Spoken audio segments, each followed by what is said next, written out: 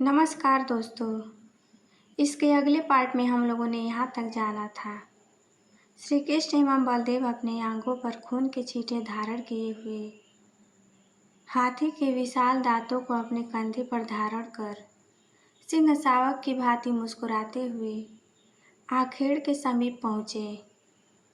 चारुण और मुष्टुक ने उन दोनों भाइयों को मल्ल युद्ध के लिए ललकारा। तो आइए इसके बाद हम लोग इसके आगे की कथा को सुनते हैं।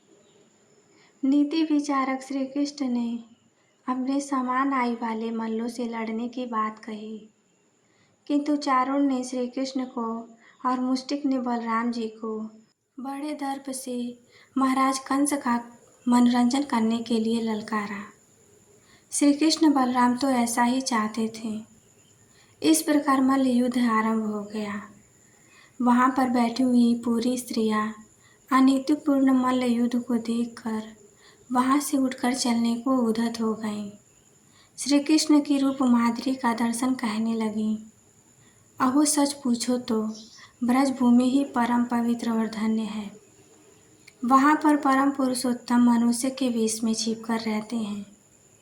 देवादिदेव महादेव शंकर और लक्ष्मी जी देवादिदेव महादेव जी शंकर और लक्ष्मी जी जिनके चरण कमलों की पूजा करती हैं, वे ही प्रभु वहाँ रंग बिरंगी पुष्पों की माला धारण कर गौओं के पीछे पीछे सखाओं और बलराम जी के साथ बांसुरी बजाते और नाना प्रकार की क्रीड़ाएं करते हुए आनंद से विचरण करते हैं। श्री कृष्ण के इस रूप माधुरिमा का आस्वादन केवल ब्रजवासियों एवं विशेषकर गोपियों के लिए ही सुलभ है। वहाँ के मयूर, सुख सारी गायें, बछड़े तथा नदियाँ सभी धन्य हैं। वे स्वच्छंद रूप से श्री कृष्ण की विविध प्रकार की माधुरियों का पान करके निहाल हो जाते हैं। अभी वे ऐसी चर्चा कर ही रहे थे कि श्री कृष्ण ने चारों ओर बलराम जी ने मुष्टिक को पछाड़कर उनका वध कर दिया। तदुपरांत कूट, सल, तोसल आदि भी मारे गए। इतने में कंस ने क्रोधित होकर श्री कृष्ण, बलदेव, नंद और वासुदेव सबको बंदी बनाने के लिए आदेश दिया, किंतु सबके देखते ही देखते बड़े वेग से उछलकर श्री कृष्ण उसके मंच पर पहुंच गए और उसकी चोटी पकड़कर नीचे गिरा दिया तथा उसकी छाती के ऊपर कूद गए, जिससे उसके प्राण पखेरु उड़ गए। इस प्रकार सहज ही कंस मारा गया। श्री कृष्ण ने रंगशाला में अनुचरों के साथ कंस का उद्धार किया।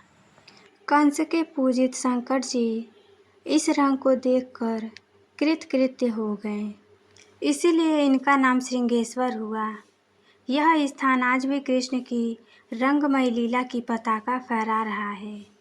श्रीमद् भागवत के अनुसार तथा श्री विश्वनाथ चक्रवर्ती पाद के विचार से कंस का वध शिवरात्रि के दिन हुआ था, क्योंकि कंस ने अक्रूर को एकादशी की रात उसे अपने घर बुलाया तथा उससे मंत्रणा की थी। श्री कृष्ण ने अपने पैरों को चारुण के गले में फंसाकर उसका वध कर दिया।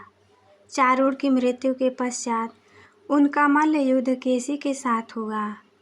हे इंद्र, उसी क्षण श्री कृष्ण ने गरुड़, बलराम तथा सुदर्शन चक्र का ध्यान किया, जिसके परिणाम स्वरूप बलदेव जी सुदर्शन चक्र लेकर गरुड़ पर आरूढ़ हो गए। उन्हें आता देख बालक कृष्ण ने सुदर्शन चक्र को उनसे लेकर स्वयं गरुड़ की पीठ पर बैठकर न जाने कितने ही राक्षसों और दैत्यों का वध कर दिया, कितनों के शरीरांग भंग कर दिए।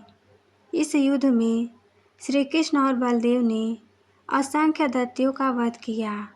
बलराम ने अपने आयुध शस्त्र हल से और कृष्ण ने सुदर्शन चक्र से माघ मास की शुक्ल पक्ष की सप्तमी को विशाल दैत्यों के समूह का सर्वनाश किया।